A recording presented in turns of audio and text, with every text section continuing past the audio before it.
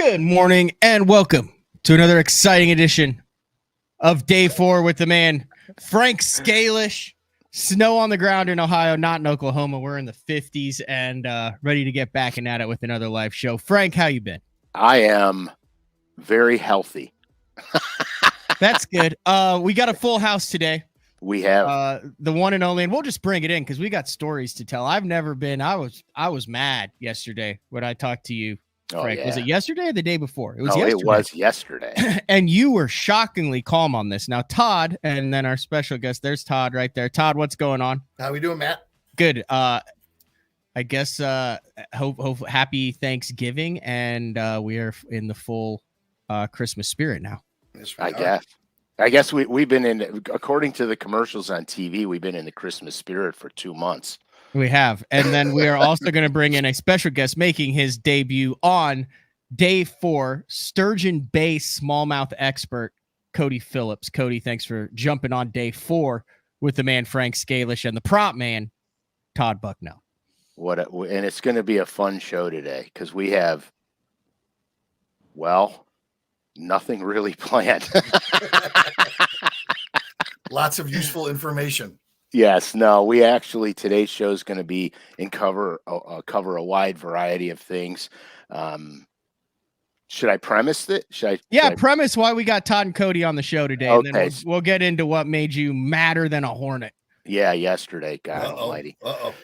So, yeah, exactly. So today's show, what we're going to do, because I, like probably many other bass boat guys, have to keep my boat outside all winter.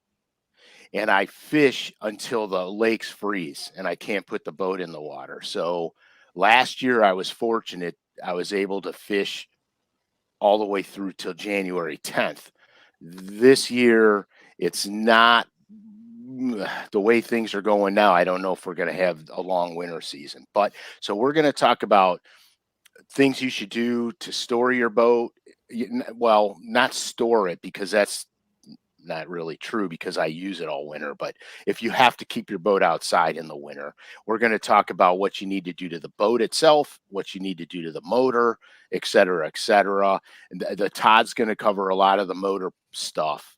I'm going to cover a lot of the boat stuff. Then we're going to talk a little bit about the prop, and Cody's got a story to tell. I'll have a story to tell, and then I'm forgetting something important. Oh, and then towards the end of the show, I want to get into how to fish in the wintertime, but not the lures and stuff you're going to throw. What you need to do in the boat, what you need to be careful of, so you don't have a mishap on the water. Because if anybody ever fell in a lake in January, you know what I'm talking about.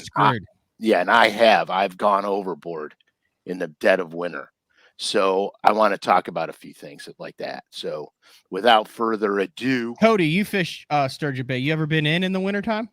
I have never been in, thankfully, but until this year now. Now that you said that, this weekend it's going to be like a high of 38, and I'll be out there. Yeah, I see you guys fishing the Great Lakes in the winter. That looks like an entirely different animal than it is going out on the pond here chasing crappie. It's definitely different, like being prepared, like Frank's going to talk about, is essential, because definitely can be life or death out there very fast. Big wet, cold. All right, before we get into it, I do want to share the screen. This was brought to I was just perusing the internet and I saw a chance to win $500 in new lures on LureNet. You just click on that. This signs you up for the LureNet newsletter, right? That it's got all sorts of good stuff, all sorts of tips and tricks and tactics and deals and stuff from you and other LureNet anglers. That is correct. This is for the new newsletter people that haven't signed up currently. You sign up for the newsletter, then your name will automatically go in a drawing to win the $500 new product giveaway. Now, there is a question that you have to answer. Are you human? As you can see right there. And I, based on that check mark, answered that successfully. You did well. Yeah. This thing ends today, which is November 30th, 2023. Right. 1 day left right here. So if you aren't registered, this is 100% worth going in and registering for the LureNet news. Now they are going to email you, but it's LureNet stuff. So it's an email you don't mind getting. Right. And then LureNet's not just about the, buying lures and stuff. There's how-to videos. There's a lot of instructional information on LureNet, the bait school videos, most of which I do, actually give you legitimate,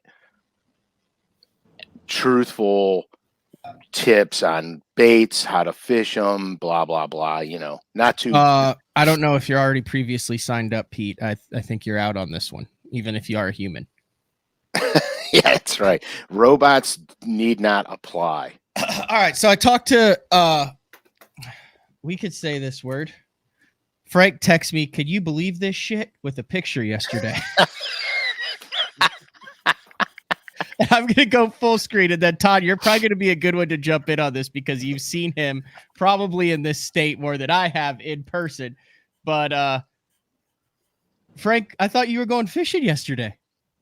Yeah, me too. So here's the deal. We wind up getting about 6 inches of snow the night before. And aside from the fact that my wife's car can't get up the driveway if there's, a dusting of snow on it, I have to go shovel the driveway. But I can't get my boat out or up the driveway if there's snow on it, because at the bottom of my driveway, I got a big bump at the bottom of the driveway that the boat's got to get up over, and then it's just a pain in the ass. So anyway, so I spent 2.5 hours shoveling the driveway down to the concrete. Okay. And I look at the forecast, and of course it changes. So we're going to have, 10 to 20 mile an hour winds. And it's going to be, 17 degrees when I leave to go fish. Gross. So I decide that I'm going to stall for about an hour or two, let the temperature get up to a balmy 19, and then, make my way. Mm-hmm. So I'm excited because ordinarily I'm bass fishing now, because I love wintertime bass fishing. So ordinarily I'm bass fishing, but I had gone out a week or so ago on a different body of water, and I didn't have any of my crappie stuff with me because I was bass fishing. Didn't have any of my crappie stuff with me, and I came over a school of crappie, and the crappie were so big. Now I have Gen 1, Lowrance Gen 1 at the moment, soon to be upgraded, but Gen 1 at the moment. And you could see the fish, and you could, because I'm used to seeing it, I can tell which ones are bigger, which ones are smaller, et cetera, et cetera. I rolled over this school of crappie, and I have never seen this on my Gen 1. They looked exactly like a crappie. I mean, the fins, everything. So my heart starts pounding because I know these ones are big, giant, mat-sized crappie. And so all of a sudden I go, I could tie my boat off to the dock, unhook the trailer, fly home, get my crappie stuff, fly back. And then I'm like, no, that'll waste way too much time. I'm just going to bass fish. So I bass fished that day, caught them. I didn't catch any giants. I talked to Cody after and told him I didn't catch any big ones. And then, so yesterday, I am so pumped because I'm going solely and totally for those crappie. And I go to uncover the boat in the morning, and because the snow was wet and heavy, and I took the snow off the cover the night before to make sure that it wouldn't, because the snow gets heavy and slushy, and then it melts, and then it freezes a block of water on your cover. Anyway, so I get all the snow off the cover. I go to uncover the boat, and the cover's frozen like a vacuum packed seal. I can't even fold it over to roll it down the boat to get it off the boat. And so I'm starting to get annoyed because when we were I'm going on a tangent. That's my ADHD going, because when we were looking for a house way back in the day when I was started fishing the elites, I told my wife, I'm not living in the Heights, and whatever house we find has to have a garage big enough to hold my bass boat. And so here I am today living in the Heights, looking at my bass boat in the driveway because it doesn't fit in the garage. So I'm already MFing everything, and I haven't even got the trailer hooked to the boat to the truck yet. And I'm already starting to, unwind. So the long and short of it is I get everything hooked up, and then my trailer latch is frozen. I can't get it down. So I spray it with WD-40, bang the crap out of it, get it loose, get everything working, hook everything up. And I'm finally ready to roll. So I pull out the driveway, and of course the streets are a salty, slushy mess.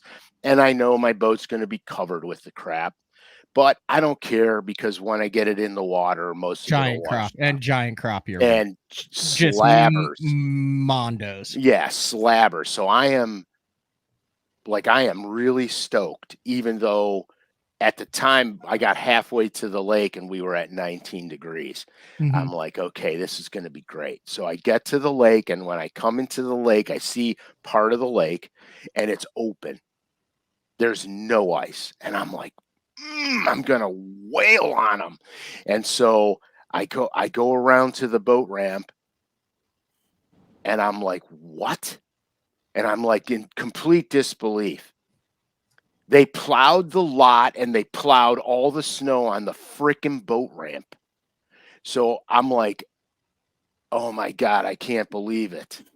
I cannot believe it. I am here. The water's open, and I don't have a shovel. I've seen the picture. There's like 3 foot of snow, about 2 foot thick, in front of the entire boat ramp, and the parking lot is pristine.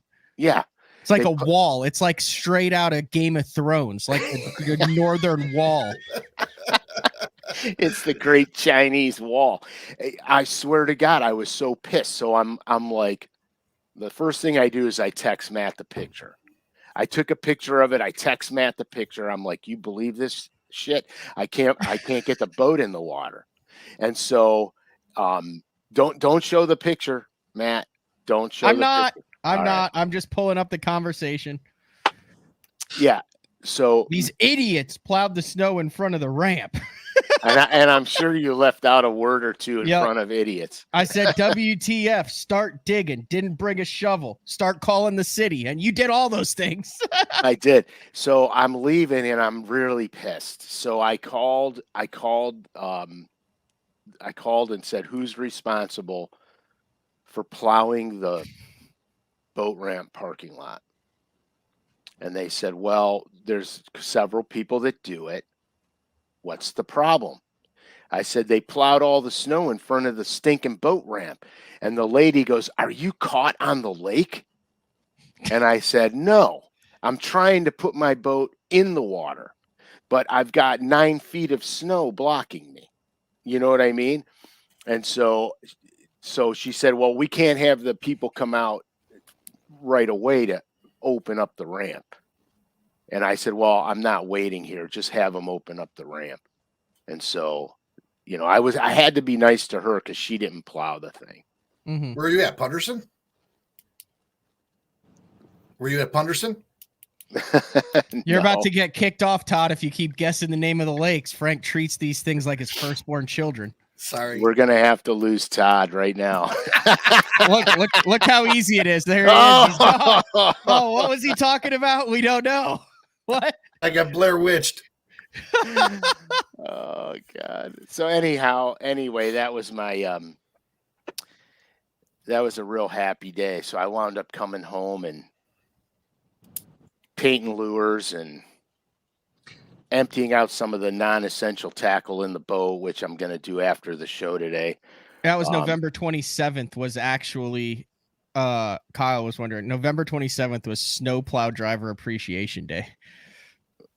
Is that a true thing? Yeah, no, I'm looking it up right now. Okay, well, I don't appreciate that guy one bit. at all. He ruined my visions of grandeur. That's only in Wisconsin. I wonder if there's one in I don't know if there's one in Ohio. Can we say that it was in Ohio without you getting upset? Yeah, well, yeah, sure. I'm just making sure. But yeah, so I was really that was just absolutely. I needed that picture. I wanted that picture. Usually I get Todd. I'll sell it to you. I appreciate that. I also had a very disappointing venture to the lake as well. 2 days ago, got done with the show, and I was like, "Hey, I'm first day of the year that I'm going to go catch the giant crappie." And you've been to the lake, Frank. Like I said, just like there's no need to name your lake, there's no need to name mine. Unless Todd wants to help you out with that. Unless Todd wants to start making guesses. You want to get on Google Earth there, Todd? Anyway, get down. Water looks great. Good wind. Got a buddy with me that's never done it, and I gave him the old, oh yeah, just wait. Just like I did with Frank. Yeah. He had no idea what he was expecting. Dude, I fished for 4 hours. We saw 2 of the suckers. Neither of them wanted to eat, and we zeroed. Same lake that we caught multiple high, a 298, a 296, multiple 2+ pounders out of. We saw 2 in 4 hours, Frank. Yeah, we were scratching 3 pounders like it was our job. I was shocked. That's and here, look, that's what got me addicted into this crappie game, to be honest with you. Well, everybody knows it already. Water temp was right at 50. Yeah, you're still warm. You're still warm, man. All right, you guys want to jump into this? The reason why we have Todd and Cody on the 140th day 4 with Frank Scalish. Yeah, let's do it. So basically, what we're going to start, we'll start out with, Todd, you want to start out with the motors, or you want me to start out with? You tell me what you want to do. For flow, let's. Not as easy as it seems, is it, Frank? No, for flow. No, you're brilliant, dude. You're brilliant at it. For flow's sake, I'll start out with because everybody knows now my boat's outside. Yeah. So we'll just start out with that. I'm going to cover boat. Todd's going to cover motor. So this is for outsides. If you have to store your boat outside or in an unheated garage. Okay. So the first thing you want to do is you want to get all the salt off your boat, because any changes in temperature that may create moisture, that salt's going to keep corroding everything all the time that you're not clean, that it's not clean. So you want to remove all the salt. The next thing, in the wintertime, I open all my live wells and I leave them open. Never try to close them in the winter if they're open, because things could freeze in there and you could crack things. If you don't open them, water gets caught in the pipe. That water will expand. It will have nowhere to go. So it cracks the pipes, or it'll crack your pump. So you always leave them open. Always take the plug out of the boat so it's free draining. Full tank of gas with an additive.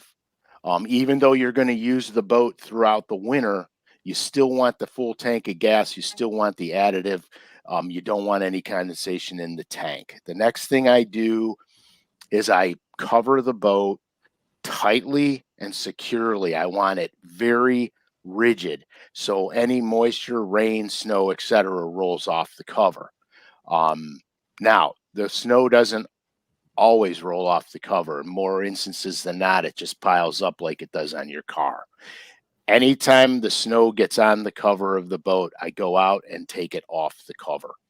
I broom it all off the cover of the boat. I don't ever leave the snow on it. Because what happens is it sags your cover down. It creates a lot of pressure on your windshield. Anything that covers on, the weight of the snow creates tons of pressure. And as snow builds up, it's insulating, so the bottom layer starts to melt a little bit, and it turns your cover into a frozen block, as you heard from my story earlier. Oil the tongue assemblies. I put dielectric grease in all the plugs to stop any of the salt from getting in there and corroding everything. I also take my grafts inside. Any removable electronics you have, take them inside.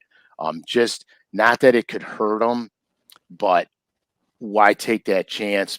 It's simple to remove your electronics.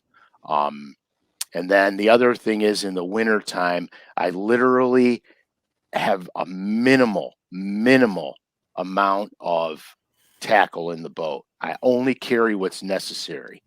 And as you fish in the wintertime, you know that your lure choices become narrower and narrower. So you don't need, you're not going to need your top waters and crap like that in the boat. So only keep what you need in the boat. That's really the best advice that I can give you for storing it outside. Now, if you're in a garage, you don't have to cover the boat. In fact, if I could get my boat in the garage, I would not cover it because I want it to breathe.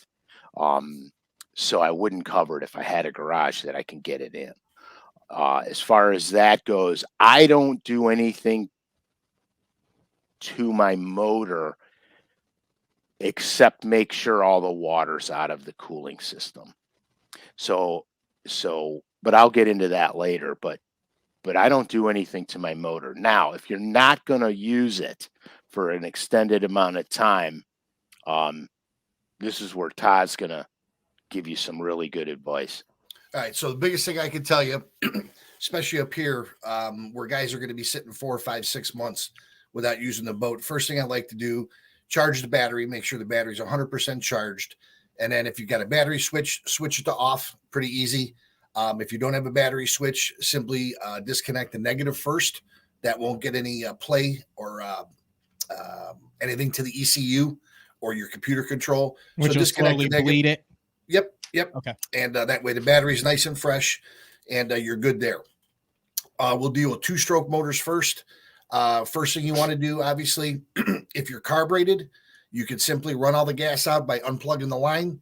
And with the motor on a muffs or a hose before you put it away, let the motor run until it runs no more. All the gas is out of the carburetors, out of the float bowls. Gas right now is not real good, obviously, with everything that they're putting in there. That can varnish the bowls, stick a float for the old school guys. So let it run out, and then you're good to go.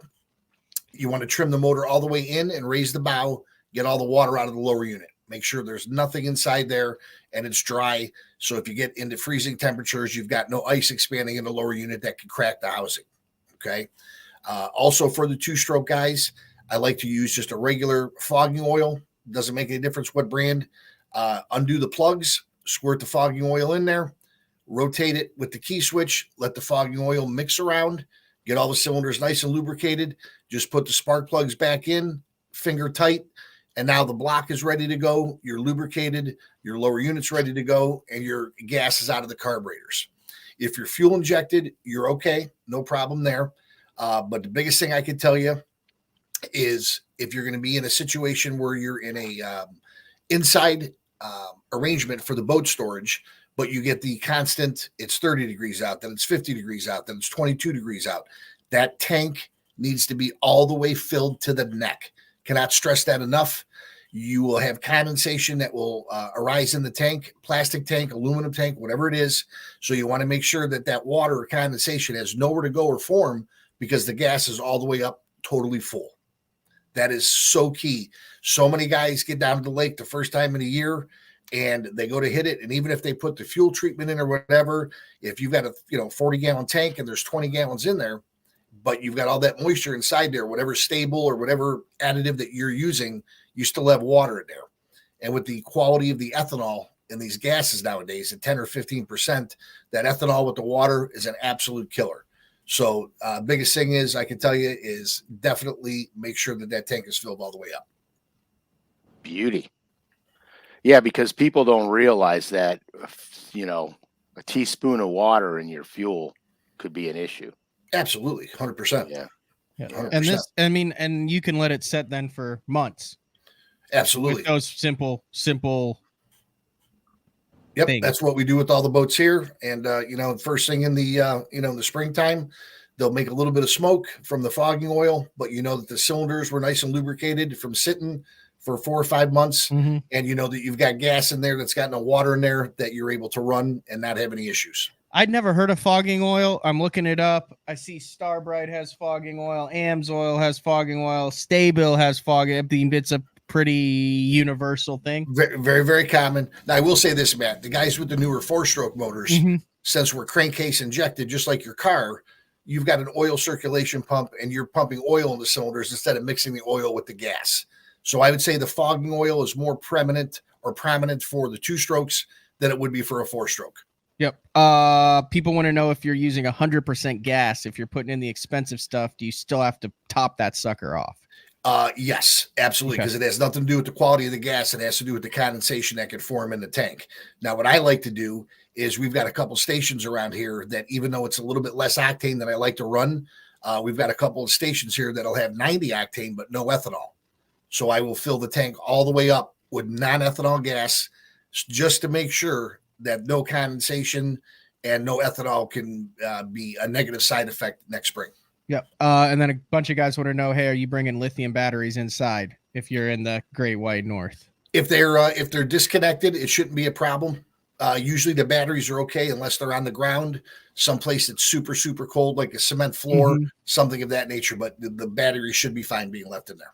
Cam wants to know, does it help to crank the motor and blow out off all the water after? That's a good one. I have a question about this too. Like, you see some of the guys that go and do it after they're out of the water when it's cold out. Or is that just for show? If it's out of the water, I don't like to do that because of the water pump. But the minute if you want to leave it on the ramp, the last time you're pulling it out and trim that motor all the way in and make sure that all that water is draining out of that lower unit and pulling the plug out of the boat at the same time, that's going to guarantee you that you've got no residual water in the lower unit or the boat. Now, Cody, are you doing all this stuff on the Great Lakes with your rig and stuff every time, or are you keeping this thing ready to roll the entire year? No, I try not to winterize because we can pretty much fish here up until late December. Okay. And March 1st, I got a power plant lake that I'm at every year. So my boat maybe sits for 2 months at the most. But, you know, I'm lucky and I do have stations around me with ethanol-free fuel. So that is one, you know, less thing I got to worry about. I top off ethanol-free. I always check my lower unit just to make sure there's no water in it because my boat does sit outside too. It's always covered sitting outside. So I'm brushing snow, you know, everything that Frank's got to do. That's basically what I'm doing too. Okay, so here. Go ahead, man. No, I was just saying, how long?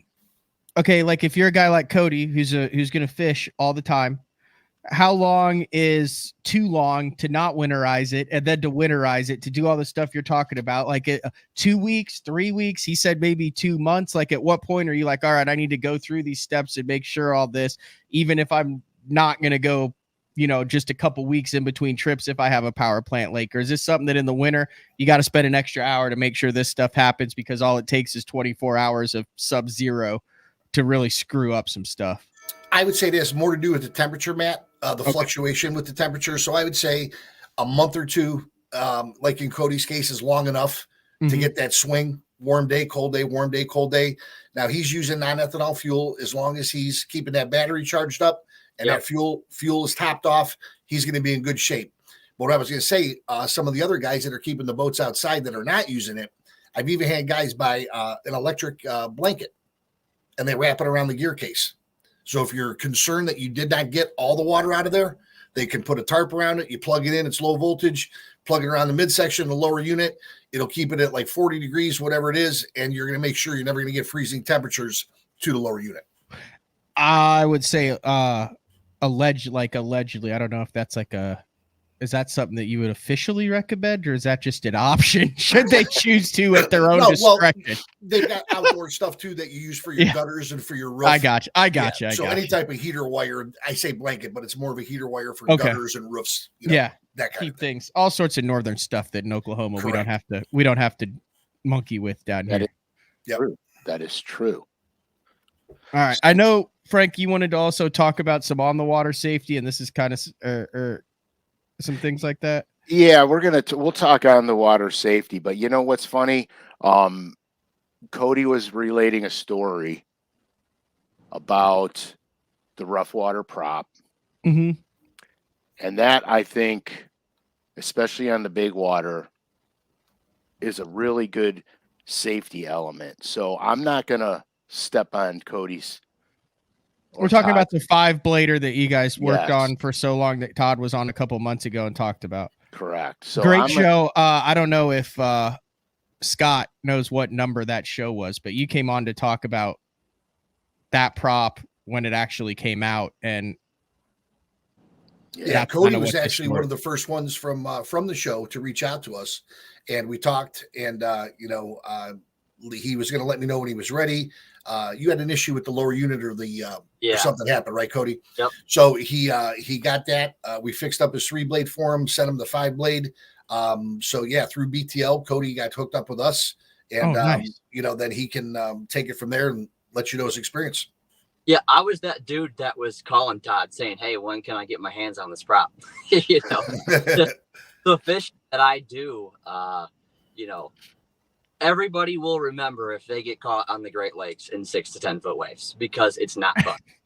Like Frank's Buffalo tournament and his story, like, unless you know what you're doing out there and you're caught in that stuff, it's scary. And so I was always looking for an edge to make it safer, because I'm that weekend guy. Like, I can only go fishing when I can go fishing, and I'm going basically no matter what the weather or wind is, unless I think like, hey, this is life threatening, I'm going to try to get out there.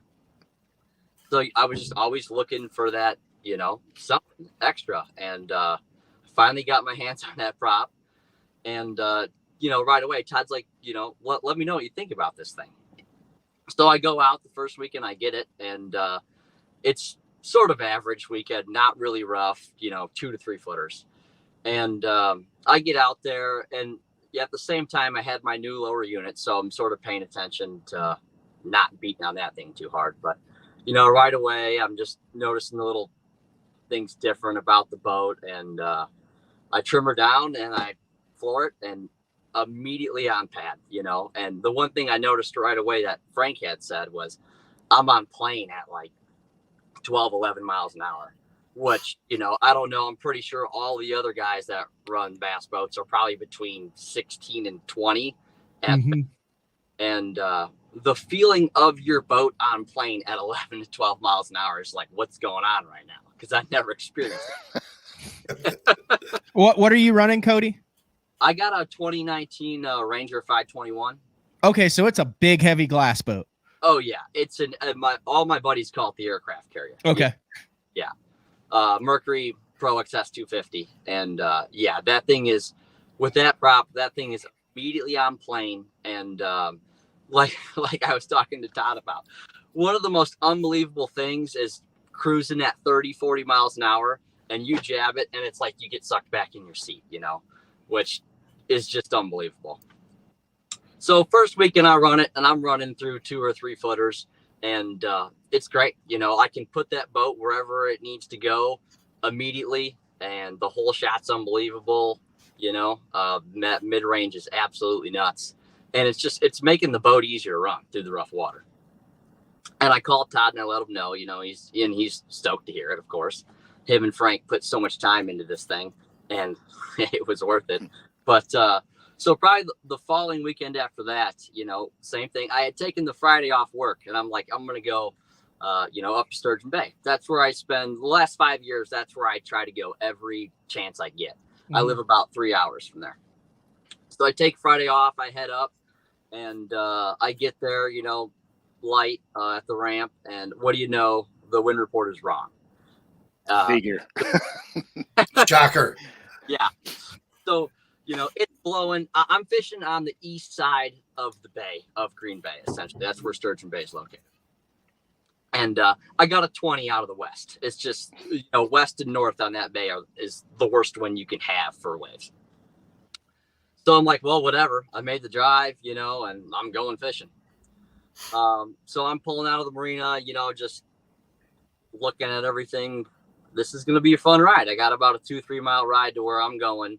And, you know, I don't really know that they're there. It's just the first looking spot, you know, without being able to get on the water every day. Finding fish in rough water is like, it's tough. But anyways, 2-3 mile run. And I come out of the marina and I get up on pad. And at this time, I'm probably running like a 45-degree angle to the waves. And they're pushing 6 foot. Oof. Yeah, it's, you know, it's rough. And I'm just feeling everything out. And I'm getting on pad and I'm running 45 to the waves. And right away, I'm just noticing, I'm like, this thing isn't stuffing waves as easy, which is fantastic.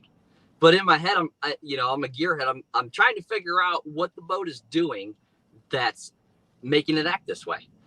And whatever, I'm driving and they're splashing. They're coming up over the side of the boat and, you know, 48-degree water, probably something like that, 20-mile-an-hour wind, and, you know, hitting the boat, splashing up, and the wind blows it in. So it's wet and it's cold, but I'm not stuffing waves.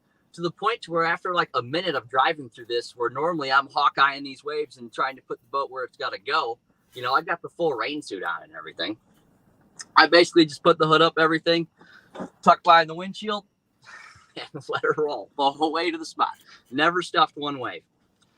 So I get there and I'm so jacked about what just happened. I'm like, I'm going to call Todd right now.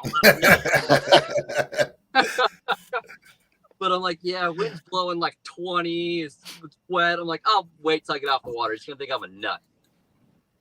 But yeah, you know, unfortunately, that day was not too good fishing wise. I think I caught like, it was one of those days I caught like a 5 1/4 in the first 10 minutes. I'm like, oh my God, it's on. And it wasn't. I got a smallmouth. Yeah. Well, dude, any day you catch a smallmouth over 5, even if it's your only bite, that's a good day on the water. Like, I mean, I know that your sense of reality is a little skewed based on where you are, but I'm just saying, any day you put your hands on a smallmouth over 5 pounds, you can't call that a bad day on the water. You can't. But like you said, Matt, you get so used to how good it is. Mm-hmm. You catch 1 5-pounder, like, yeah, I caught 1 5-pounder. And all your buddies are like, dude, are you crazy? You know, like you're saying.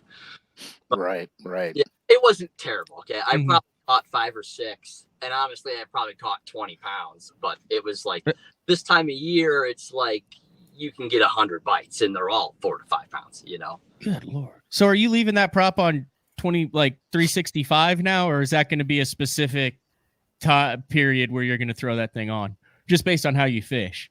It'll be on more than it's not for sure. I was telling Frank, I'm like, it's going to be hard to take off because of, you know, where I fish. But in the summertime, the wind doesn't seem like it blows as bad. So, you know, I may run that 3-blade in the summertime a little bit. But, you know, it's one of those things where I carry the spare in my boat at all times, the prop wrench and the prop nut. And, you know, I might pull up to the ramp and change it that day if I see the wind report's wrong or it's blowing hard or whatever. But yeah. I mean, I honestly, when I go to Lake Erie, I always put the 5-blade on. I don't care if it's going to be glass flat. Yeah. Just because of my experience, I've been caught out there so many times that I just feel better. You know, I just, I mean, I just feel more comfortable. It truly makes driving your boat in that crap safer. 100%. That's the number one thing that I realized that day when I got, you know, when I went out there and that rough shit you did not have to try near as hard to drive your boat, which was very surprising to me because I'm like, it's a propeller. Like, I don't get it. But yeah. Well, so having not driven a 5-blade before, is it a deal where anytime you feather the gas, you feel the power behind it? You don't get that when you're trying to go up them and stuff where you're like not climbing? Never. It's like you know, it's like you got a 4-wheel drive pickup truck with chains on the tires and you got that thing in 4-wheel drive. Like that's a great analogy there. It is going wherever you point that nose of the boat when you point it there, and it is going to accelerate the second you press that gas pedal. And I don't care what type of wave or water or whatever you're in. That is just what that prop does to the boat. And, you know, I talked to both Frank and Todd about this, and I in my head I still can't wrap my mind around what it's doing to make the boat act that way. But it is, and that to me that's why it's so mind blowing. It just does it and it goes. Right. Well, to your point, Cody. Cody normally runs, what is it, a 23 or 24 3-blade, Cody? Is that what it was, the Fury? Yeah, 23 Tempest. Oh, 23 Tempest. Okay. Yep. So with that being said, his normal load on smoother water is 65, 66 miles an hour, day in, day out. Yes, day in, day which is about right for that big boat, in normal load conditions. So, tell everybody what you did, and not that we're advertising this as a performance prop, because the safety of what you're talking about is what we're after. Yep. But let them know what it did do on the 2 to 3 footers compared to what your normal setup is. Yeah, exactly. So, and like I had told you, Todd, I couldn't even stand in it for a while because I had talked to you and brand new lower unit. I didn't want to, right, breaking it in still. Yeah. So in a very short period of time with me, new prop, so I'm, checking out the trim, checking out my jack plate, where to sort of get it set right. But I was probably in it for 15 seconds at most, and I got my boat running a little over 61.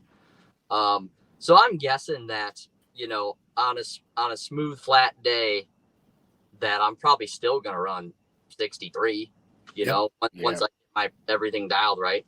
So it's not like you gave up the farm to put this on. Mm-hmm. No. Right on. Yeah, and let's be honest too. It speed wise doesn't do that for every boat. Like a lot of guys that are running go fast boats, they're not going to have the same speed as that 5-blade. But that 5-blade is built for power, very, very, very low slip rate. So you're always moving forward. Mm-hmm. It makes the boat handle in big waves so much nicer.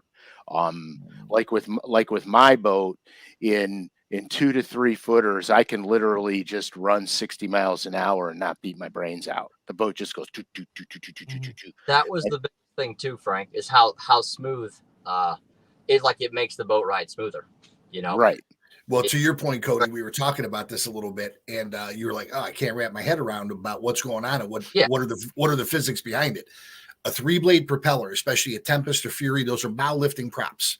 Okay, so there really is no prop that lifts the bow or lifts the tail. Two things happen: you either get a prop that pushes the ass end of the boat down, which in turn raises the bow, or you get a prop that lifts the back end of the boat up, which lowers the bow. The 5-blade is more of a tail lifting prop. So when you can ride level, you're letting that V and you're letting the keel of that boat and the design of that rough water feature of your particular hull do the work for you. Where your 3-blade is constantly pushing the back end of the boat down and you're getting this. Okay. When you can be here and cut through with the keel of the boat and stay dry, that's the right attitude that you're looking for. So that's the physics behind what you felt.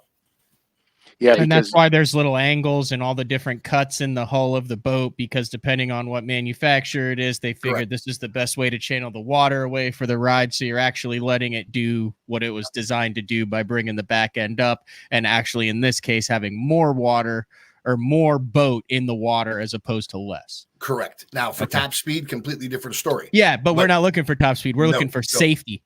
We're looking for safety and ride with exactly what Cody was. That makes a lot of sense. That's why it's not just that's why there's different designs with holes and different guys who design different holes, and there's rough water holes and holes that are designed for speed. Correct. No question. Like because like Ryan experienced almost the same speed he was running when we put the 5-blade on his boat. Yeah, actually, I think it ran the best out of all the wheels that we tried. Now, his was a little bit different just because he was a little bit lower on the RPM, and this one brought the RPM closer to 6,200 with his 250. So he was in that power band. He was in that power band because he is that is such a big boat, loaded up so heavy that if you're turning a 22 Bravo or a 23 or 4 Fury at 5,600, you're not in the power band of that 4-stroke motor. You get it to 6,000 to 6,200, the motor feels way more alive. More alive. Matt, keep that up. So Kyle just texted in, would you expect any different type of performance on a smaller boat like a 19.5? Absolutely not. Everything, Kyle, would be exactly like we're describing here, and could actually even be a little bit better because you're not as big as heavy. Yeah, I can see that. What about an aluminum boat? aluminum boat, flats boat. We're starting to get into some more testing, Matt, with different guys with down Lake in the Keys, where you've got to get up and plane in 6-8 inches of water, where the back end of the boat doesn't sink down and get to the bottom. Right. And it pushes you up. Yep. So yeah, it really doesn't know a hull; it knows a purpose. Ooh, AI. I was laughing when Cody was talking about the wrong forecast. I had to go back in my notes. I don't know if either of you guys listened to the show. There it is right there, where we did Frank's biggest pet peeves in bass fishing. I feel like we should revisit that because the number one is wrong forecast. You know, I mean, I took the day off work and drove 3 hours. Like I'm not. Right. You're dunking it. You're dunking it. Yeah, exactly. Hey, at least your boat ramp wasn't plowed shut. Well, that was the number 3 thing: lack of courtesy at the boat ramp, which that 100% falls under the lack of courtesy at the boat ramp. He had wrong forecast, being late without extenuating circumstances, just being late for the fact of, oh, sorry, I just got out of the house late. Not what you want to do. At least come up with a good excuse, like I had a flat tire or something of that nature. Even if you didn't, I would recommend. Oh, dude, when I was on tour, dude, I had a couple of non-boaters that were late. Yeah, not a good start. No, I drew first flight, and I couldn't launch my boat till last flight because they were late. Not good. Yeah. The bite changes for no apparent reason. Forced to throw a lure for the camera. People fishing too close. A crowded lake. You don't have what you want to try in the boat. Clueless pleasure boaters. Aggressive trollers. Bent rod fishermen. And people who cut you off going the same way down a bank. Those were the list of Frank's pet peeves. But so I think I got like 9 out of 11. Why are you bringing this back up?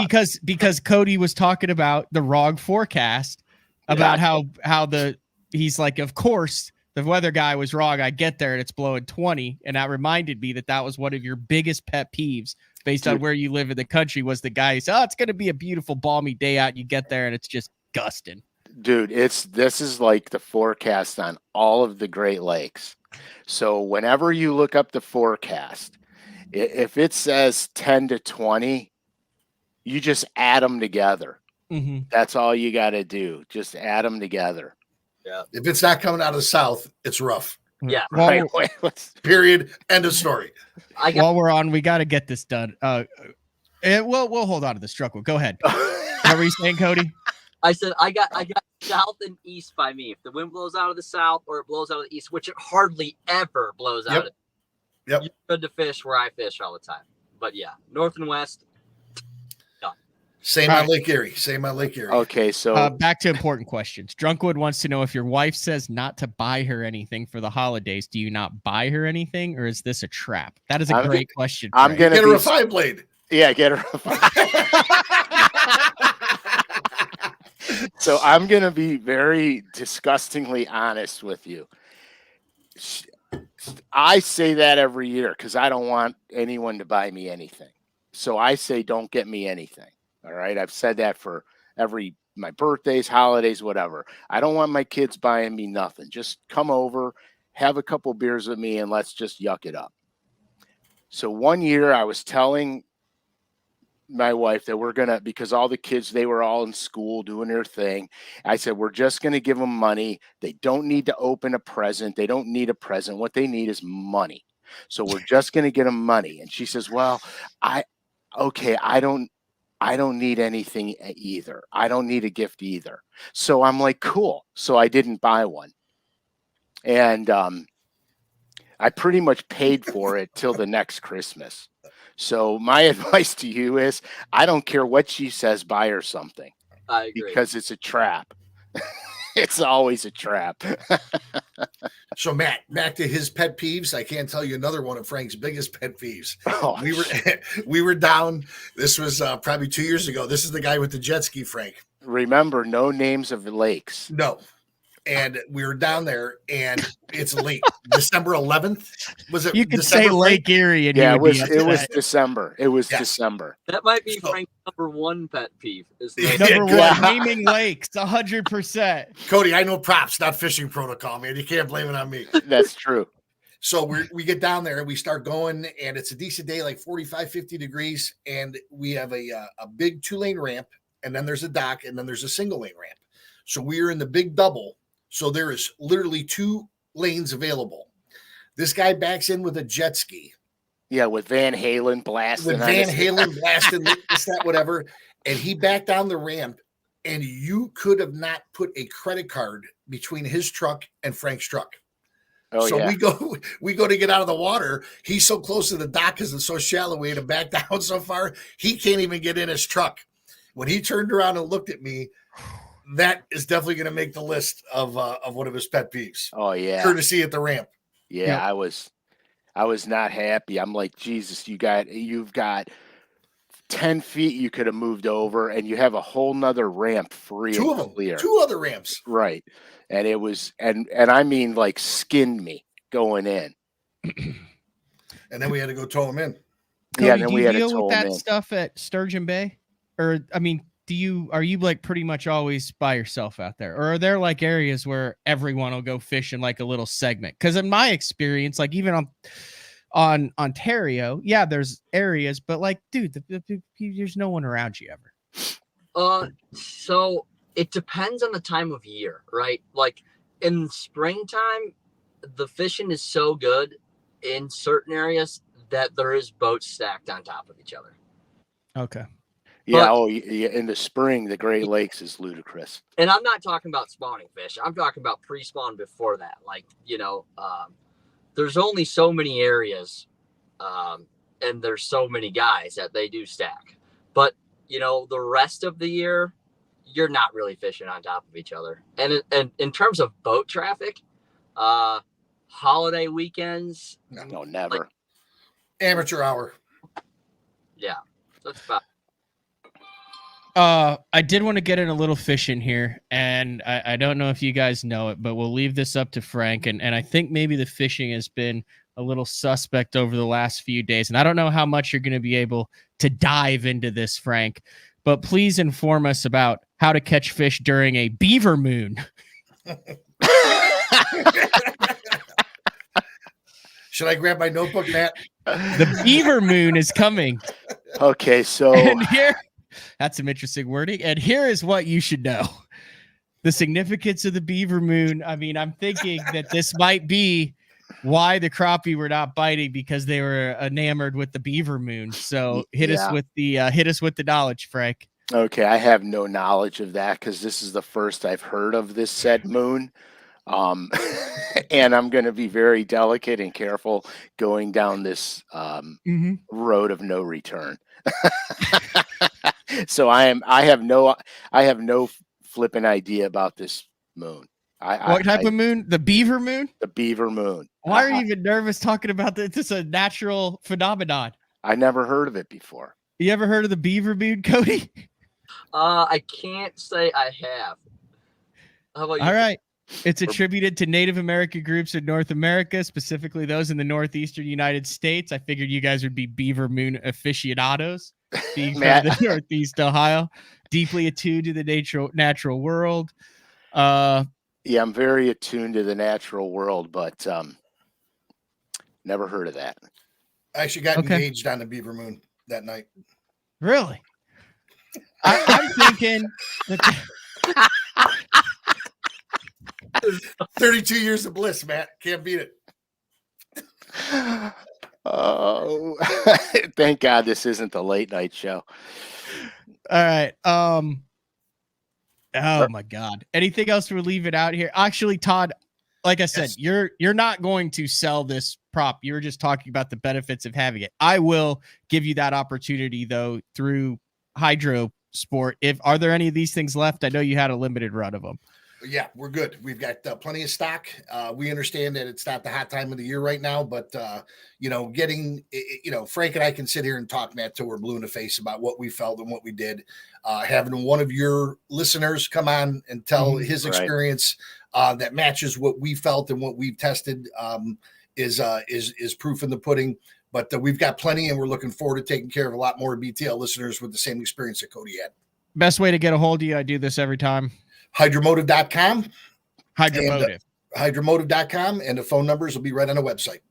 There you go. And then Cody, I didn't realize that you heard about this through BTL. I just thought you heard it. So thank you for watching and listening to the show. The reason that I pulled Cody in because I was talking to him about the prop, and he was telling me the story when he got caught out there.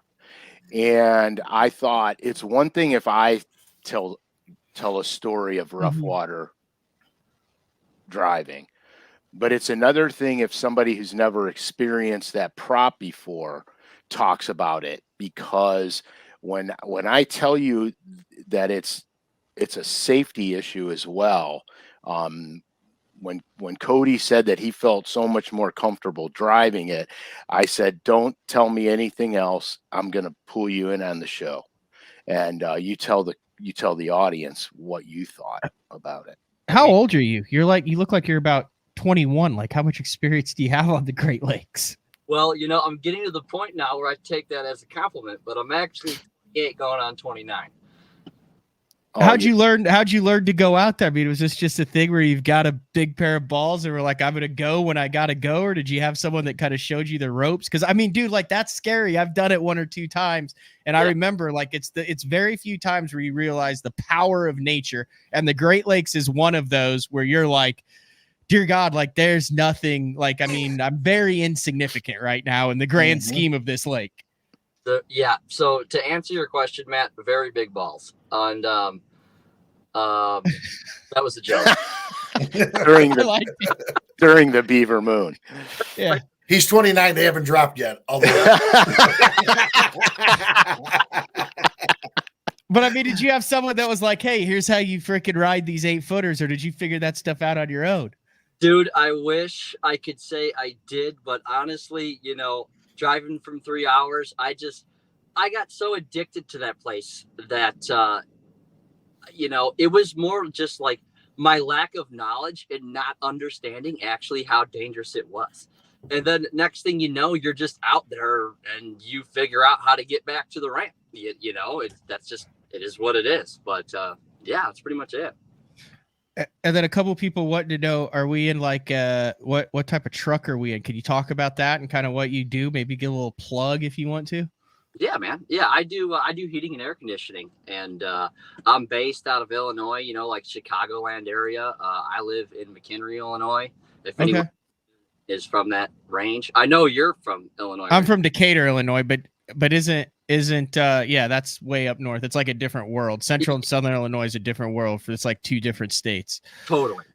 But yeah, I'm out of Chicagoland, and I work for an amazing company. That's why I'm sitting here on BTL with you guys right now.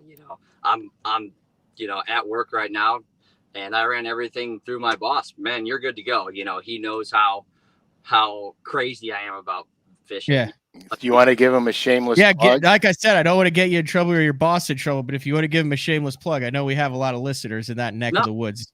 Definitely, yeah. If you guys need any heating and air conditioning needs whatsoever, I work for Direct Mechanical. And you guys can either, Google the company and call them directly, or you can get on Instagram and just message me, and we can figure that out. Is that out of Schaumburg? Yeah, exactly. It's out of Schaumburg. All right, here, I'll pull it. I'll leave it. Pull it up right there. Is that it? No, that's Direct. Yeah, that's exactly it. I am so lucky to work where I work, guys. I fish 2 tournaments here. I fish the Sturgeon Bay Open in the spring, and I fish the fall event that the same organization holds. And they sponsor me, man. They give me the time off to go do it, and help me out along the way, and I couldn't be more grateful for them. They're fantastic people. Perfect. That's awesome that they take an interest in what you're doing. Yeah, that's awesome. Yeah, fantastic, and thank you. That was some good stuff. Thanks, Matt. What else do we have going on here? We didn't even plan this. Well, we got the winter thing, and I could. It's not that long. Okay. I mean, you guys are Todd, Cody, you're welcome to stick around for it. If you guys have to do so, if you got to get back to work, Cody, you could bail, and then Frank and I can continue to bloviate about the Beaver Moon for a short amount of time. Yeah. You didn't see that one coming. Didn't see it. Right, if everyone's good, are you out, Todd, or are you staying? I'm gonna get out, but I'll add one more thing that I forgot to say. Inside, make sure your trailer tires have about 5 or 10 more pounds than what you normally would put in them for towing, just so you don't get flat spots over the winter time if it's going to sit for 4 or 5 months at a time. Good deal. Yeah, Thanks, Todd. Thank you for saying that, because I forgot to mention to watch your tire pressures because they decrease as the weather gets colder. They do. And Cody, thanks a lot for jumping in, man. We appreciate your support, and we appreciate you coming on and telling your story. Thanks, of course, Cody. man. Todd, great. Yeah, every time I call you, it's when you guys call Hydromotive Engineering, it's Todd who answers the phone, and he's great to work with. So thank you, and thanks, Frank. My pleasure. Thanks for coming on, dude. Matt, good seeing you. And if I don't see you guys, have a Merry Christmas. Same to you. Too, bud. All right, guys, be good. Uh-oh, I cut Todd off. That's okay. That's all right. You gotta get back to work too, Cody. Yeah, I probably do.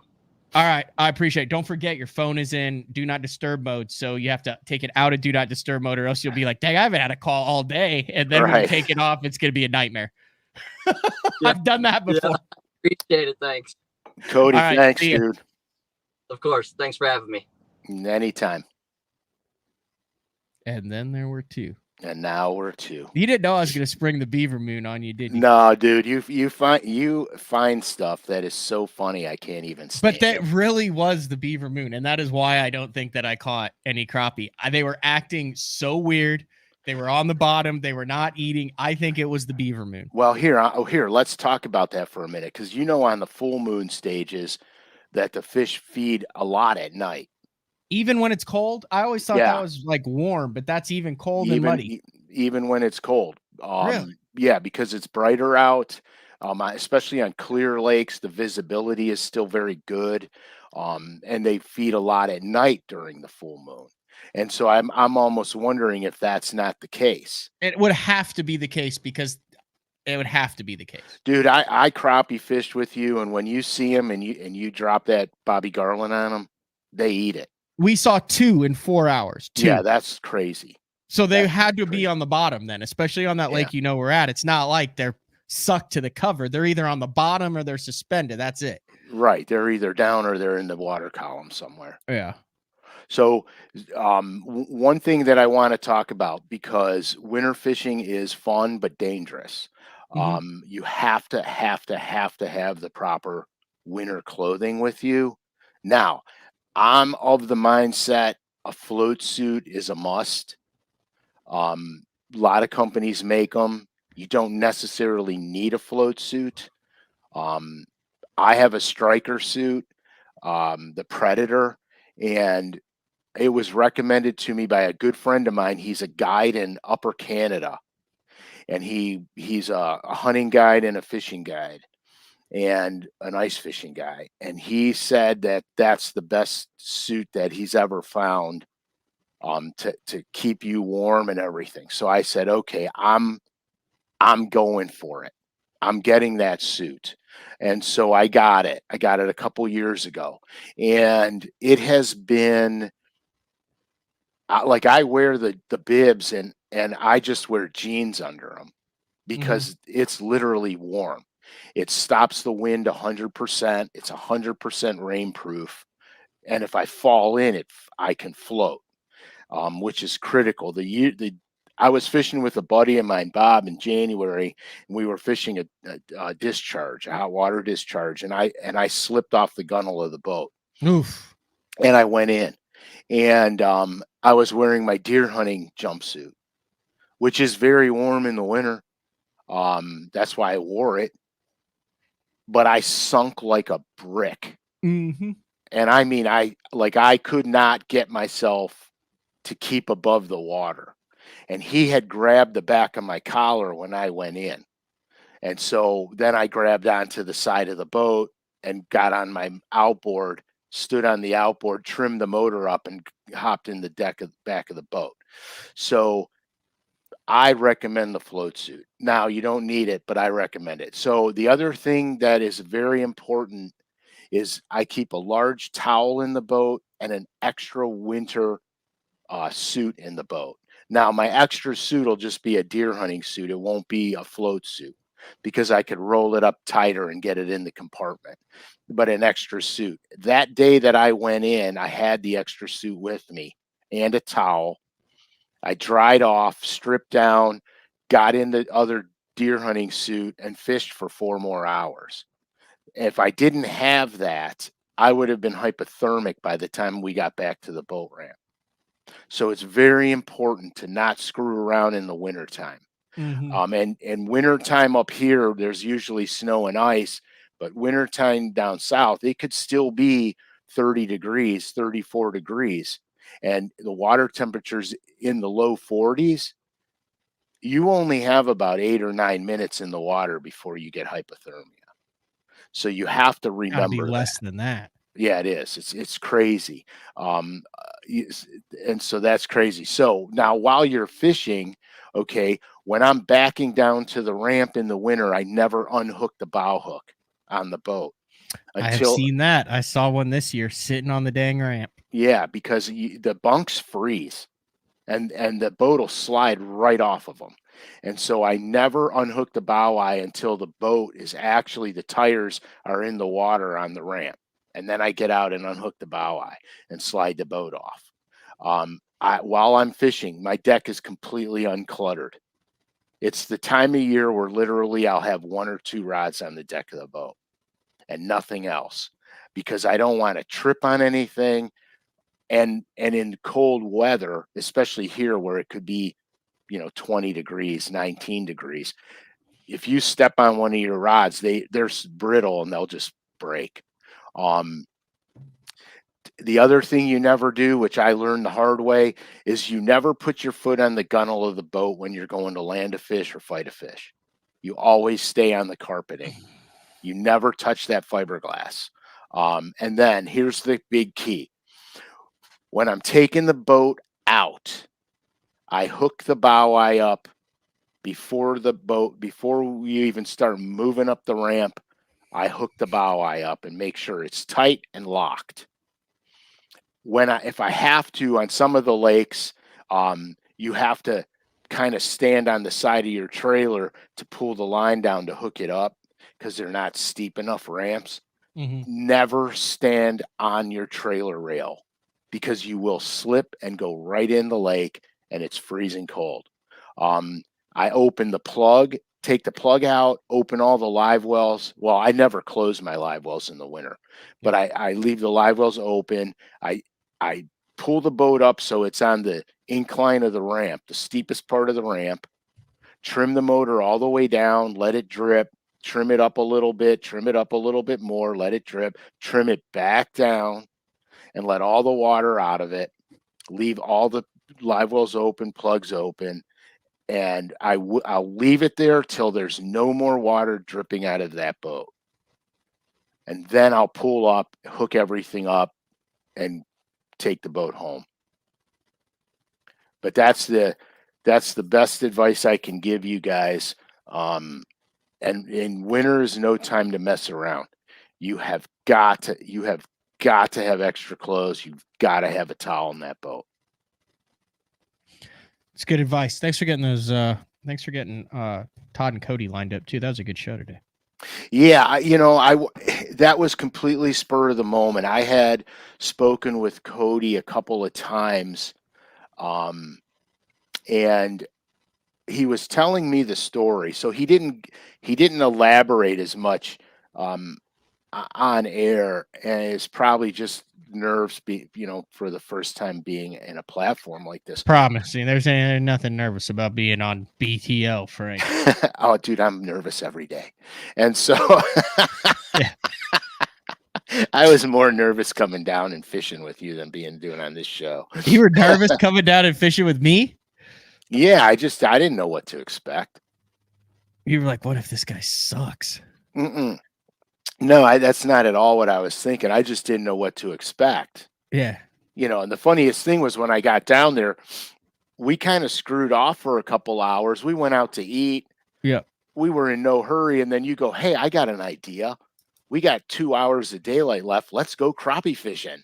And I'm like, oh, good. That's just what I want to do now. You know what I mean? It was freezing cold out. And so I'm like, sure, let's go. And then sure enough, you're like, oh, there's one. You can have the first one.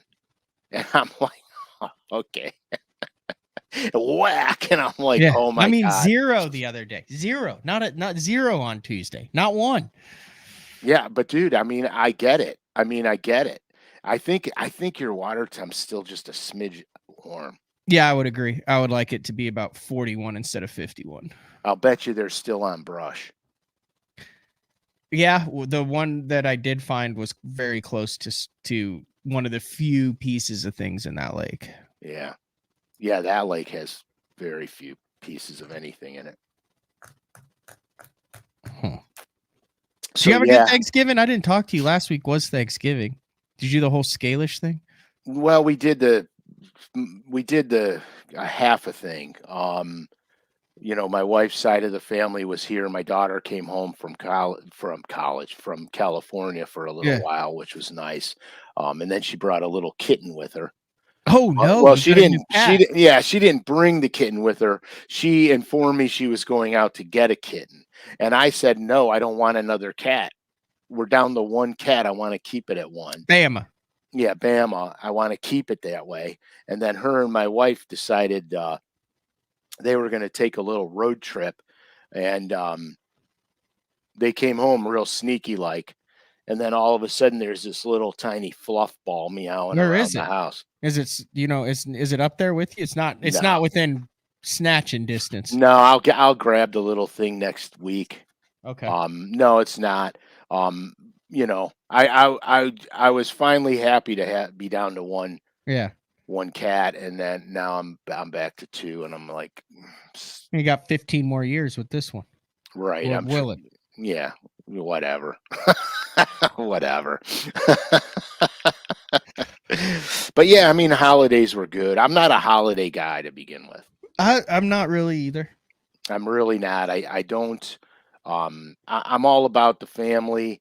I'd rather. I'm not a Scrooge by any means. This was the first year though that Court was like, "Hey, why don't you have a tree?" And I was like, "Well, it's a valid question." So we went and spent $220, and I've got a Christmas spread now. And I tell you what, I'm glad I did it. I'm glad I put the tree up. I'm glad I've got the lights. I got a little bit of garland, some accent lighting on it. Very pleased with it. Really, best decision I've ever made was to get somewhat festive this year. First year I've ever done it. Well, because it keeps you like, if you're like me, the minute the winter hits, my moods change. And so, yeah, Frankie, I'm getting you a puppy for Christmas. Yeah, that ain't happening. That ain't happening. A St. Bernard puppy, Frankie. Yeah, that's not happening. But an Irish wolfhound. Yeah, I don't want a dog that goes to the bathroom bigger than I do. That depends. That could be a wide range, Frank.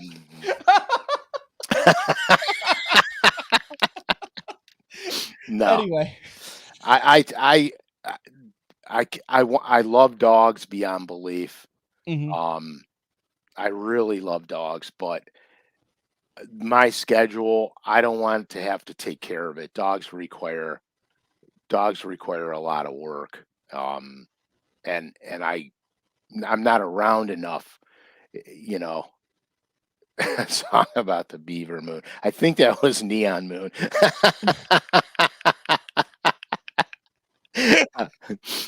I'm never arguing with that guy because he got me out of a jackpot. He's my new hero. Yeah. Hey, Drunkwood, is it too late if people want to get on and order authentic Kentucky bourbon barrel art and furniture for Christmas? Is it too late to hit you up on Etsy or your social medias and do that for a one of a kind gift? That'd be a solid gift, right? Oh, today is the last day. Yeah. So if you want anything from Drunkwood, check out his social media, Drunkwood INKY on Etsy. Drunkwood. I don't know if he has a website or what. Yeah, I'm not sure. I need to talk to you anyway, Mr. Drunkwood. Oh, Facebook Drunkwood too. Midnight it shuts down when the Beaver Moon is atop the sky. I don't even know. I don't even know how you find this stuff you look at, dude. Honestly, Sometimes it just comes to me. Sean, that is a good question about the merch store. I will 100% take the fall of that. I've got a little bit behind on that. We have like 2 more proofs and a couple little bit of changes. I will get on the horn today after the show and see exactly when we can get that thing open. But that's on me, not Frank. And Frank said, "Hey, that's yes. Yes. Okay, guys. The winners of the pumpkin contest, I need your addresses. So that would be Brady McCombs and Jay Winkler. You have to somehow either email Matt at Bass Zone your addresses or DM me your mailing addresses. If you have Instagram, DM Frank Scalish your mailing addresses. Yeah, Frank. Brady and Jay. One of them was the BTL and one of them was the etching, the carbon etching. Right, because I have the baits for you guys. I just can't. I have nowhere to send them. So that's what is that? A set of custom painted Fat Boys and DD22s? Yeah, for each? both. I got both for each. I got a full set of DD22s and a full set of Fat Boys for each. I think it might be 14 baits if I'm not mistaken. 14 baits each. So 28 baits total. Yeah. So you got anything else, Frank? You got any busy weeks, or are we just plodding along until Christmas? I know we'll be back live next week on Thursday. I think you have some breaking news, some things that you're going to announce next Thursday that people might want to be interested in. Yeah, next Thursday is going to be really trick. I'm really proud. I've been doing I've been painting a lot. So I haven't been fishing as much, and you'll know that because my Instagram page has been, let's just say, lacking of activity. That's about to change because I got everything painted that I needed to get painted. But I'm really happy. I did an FX series of colors, a Legend FX series, and a Signature series. Ooh. So there's a lot of stuff coming down the pipe. I spent a lot of time on this stuff to create stuff that is a little different than what you've been used to seeing in the marketplace. And there's a lot of science behind it. So, but we'll get into that next Thursday. I'll actually have some of the colors to show you. But I can only show you the colors that are going to release. I'm not going to show you upcoming colors because, just that's reasonable. I have to protect it from, copying until it's actually released, and then whatever. This is just a sample of some of the stuff. That's like the stuff Drunkwood does. So that's like Kentucky, the state of Kentucky, cut out of an actual bourbon barrel, and then you can put that on your wall and put your beverages of choice on it. That's just one of the many things I would recommend if it makes for a great gift. I've got some buddies that have done it. He sent me actually my house numbers in the shape of a cutout bass on a bourbon barrel. I've got a BTL live, laugh, dink and dunk thing in the studio right here. So that's sweet. That's good. He does good stuff. He does really good stuff.